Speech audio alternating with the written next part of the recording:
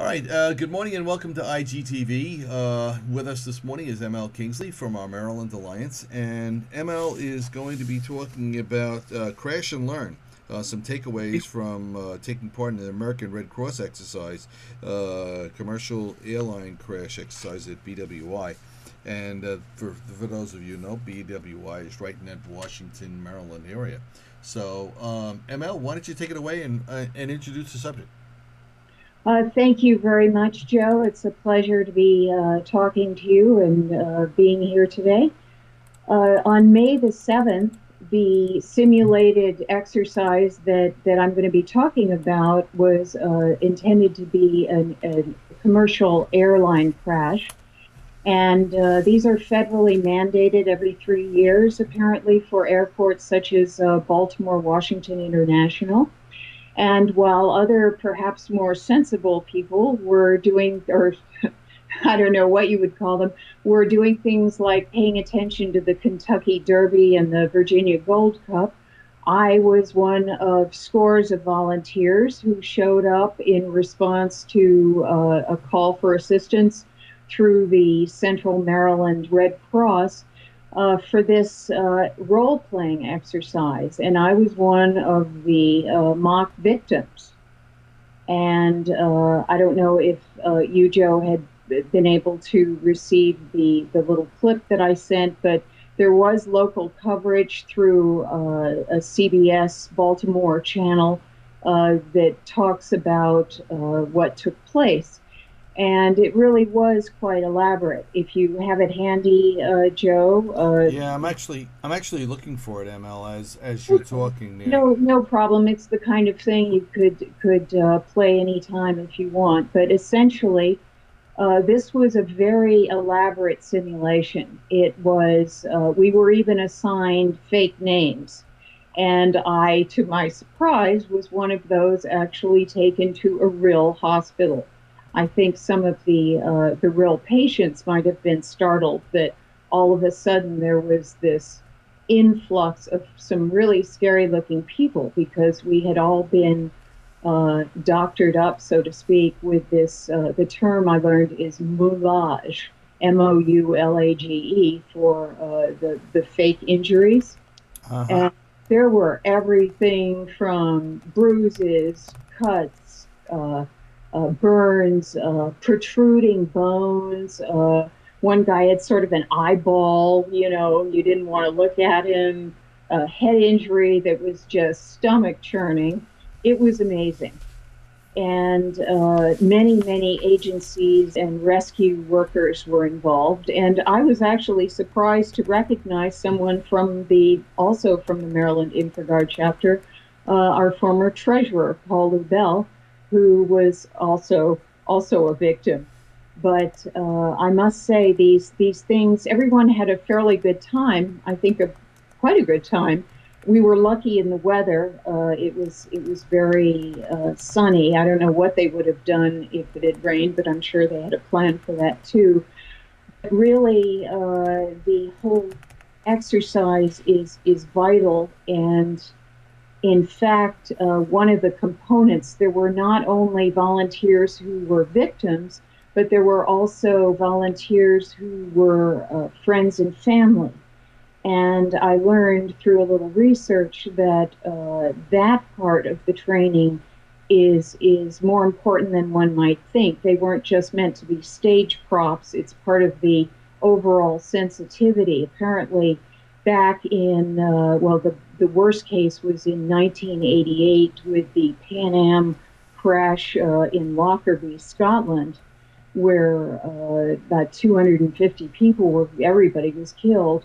And the way that the airline handled it was just, it was ghastly. It was, I'm sure it was not intentional, but I think it was one of the reasons Pan Am must have gone out of business because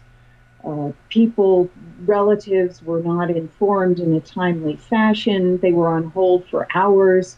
One of the things playing in the background music was, unfortunately, as you can imagine, I'll Be Home in Time for Christmas, whatever that song is. Oh, And great. I It was just the most dreadful, everything. Oh, I wanted to read, actually, if I can find it, a little portion from a report this fellow wrote about the whole situation. Uh, in a 1996 report to Congress, members of the National Transportation Safety Board also cited crass and impersonal messages left on the answering machines of those unable to get to JFK. This is Pan Am calling. Your daughter, this is real, by the way. Your daughter Diane was on Pan Am Flight 103. The plane went down over Scotland. There were no survivors. If you have any questions, you may call us. Wow, I know. that's kind of cold. And so, with this wasn't the only thing, there were others, but in the wake of that, you can imagine things are much people are much more aware, and that's just one of those aspects that you wouldn't necessarily think about unless you went through this sort of training.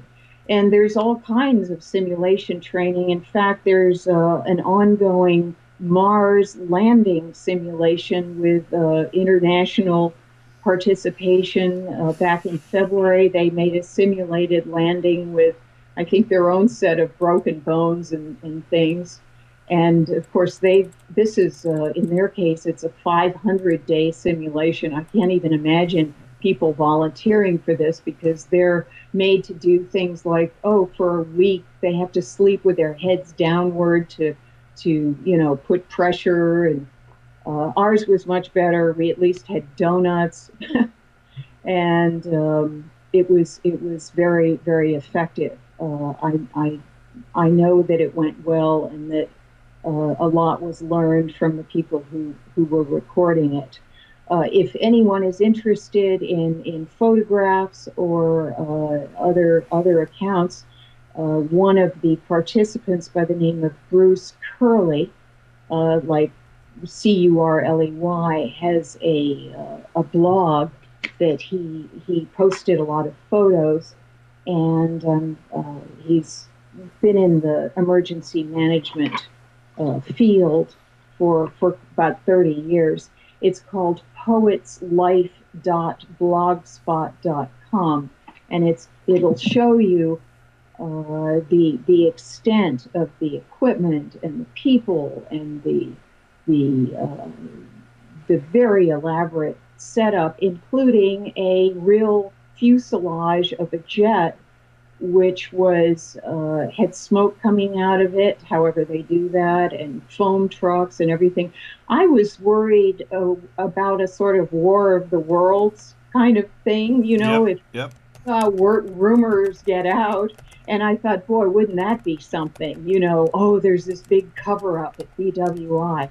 But fortunately, it that was actually thought of and factored in. There were a number of reports, including in the Baltimore Sun the night before, about, don't worry, it's just a drill.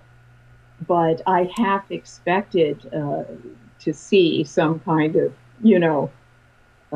rumor or preposterous thing, because life does actually imitate art.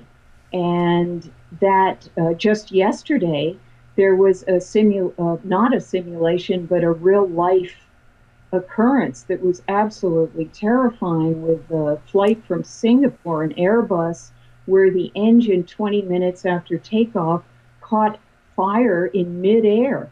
And the 136 passengers and crew had to just hold it together until they could land about half an hour later. And miraculously, there were no injuries. But there was a Reuters photographer on board who I'm sure took some pretty good pictures, but I just can't even imagine what those people must have gone through. Yeah, Because I think we heard for some of that up here in New York, and the actual pilot of the plane addressed everyone on the plane afterwards and thanked them for their patience and their understanding with all that. It was absolutely incredible. it must have been. I can't imagine ever wanting to get on the plane after that. But it was. it was very well dealt with. I watched that bit also myself, and I remember thinking, I don't know how calm they were because apparently people were, understandably praying and shouting prayers. But yeah, I guess relatively, nobody was disruptive or, did anything to make it worse. Yep.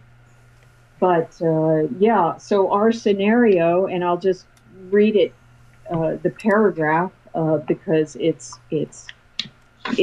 kind of like what really happened yesterday. Um, it involved it was part of the elaborateness of this whole setup, and what it was, and we were given handbooks ahead of time which had this in it. On Saturday morning, May 7th, 0900 hours, JetBlue flight DC 1030 while departing runway 33 en route to LGB, which I think is Long Beach, California, sustained catastrophic engine failure to the number 3 engine, causing the aircraft to veer off the roadway surface and rest on grass and pavement surfaces west of, and they name the streets. Fire and smoke is visible coming from the right side engine and wing. By the time the first fire unit arrives on scene, the fire's already started to penetrate and spread into the interior of the tail section. 25 passengers will succumb to smoke inhalation and burns in the interior of the aircraft, and of the 75 persons who escape, 15 of them will suffer moderate to severe smoke inhalations, and when triaged, the survivors will consist of 15 immediate, 23 delayed, and 37 minor/uninjured, and 10 of the uninjured are supposed to be covered in Jet A fuel and will need to be contaminated. So, as you can tell, like I said, very elaborate, right down to the props, and everybody was issued these. Mine is covered in fake blood and rather tattered, but we were, I don't know if you can see this, but we were all given these little slips of paper that said what our injuries were and our mental status. I was alert, oriented, and crying. And I don't mean to laugh because you were crying. Oh no, I know. I the same, and the part about hysterical crying was crossed out. Probably did that when they saw me coming, and it said I was supposed to walk when directed. So, but things in my case kept getting worse. I don't know how I ended up the category 3 on the stretcher and in the hospital, but I just went along for the ride, literally. And here was my real name tag wristband that they gave me at the Yep. hospital, and here was my name, Deborah Burgess. And so all of these components were very well thought out. The only fault I had was with the actual directions to this gold parking lot in which is unused except for, I guess, exercises like this. It's kind of removed from the beaten track of BWI. I can understand why. And it was like Dawn of the Dead, that Yep. day, Yep. Halloween in May. And um, the directions were great, except that they didn't tell you exactly, they didn't give an address except Gold Parking Lot, and the signage wasn't too good. So some of us spent some time cruising up and down the road, but we found we all found our way there. Maybe it was a test to weed out the poor volunteers or something, but there we were at 6 a.m. and I can't even imagine how early the people who had been planning all of this, who were conducting the exercise, they probably got there the day before or something, Yeah. because Well, they have weeks and months ahead of planning. Putting budgets in place, and pre-testing and then laying everything out before one of these events. All right, to try and make sure they cover all the dot all the i's and cover all the t's. And they also want to make sure, Mary, that and you know this, that they want to make sure that you as a participant that you don't get hurt. All right. oh You know, Yes, so you, they're very concerned that they don't create a disaster in preparing for one. So that's very real as well. it is real, and it was actually, I'm glad you brought that up because it was written into the handbook and stressed in our training, our training of, you know, having orders shouted to us, but it was done in a very clear and organized fashion.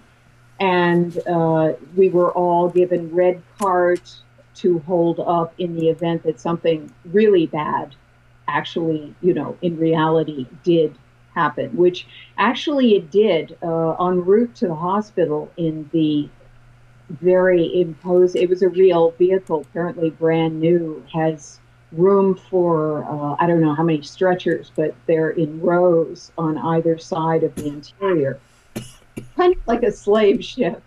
But Excuse me. people in the strap to the top row, his stretcher hadn't been completely secured, and during the ride, which we were going a pretty fast clip, it shifted and almost fell into the aisle, but luckily somebody caught it, so no harm was done.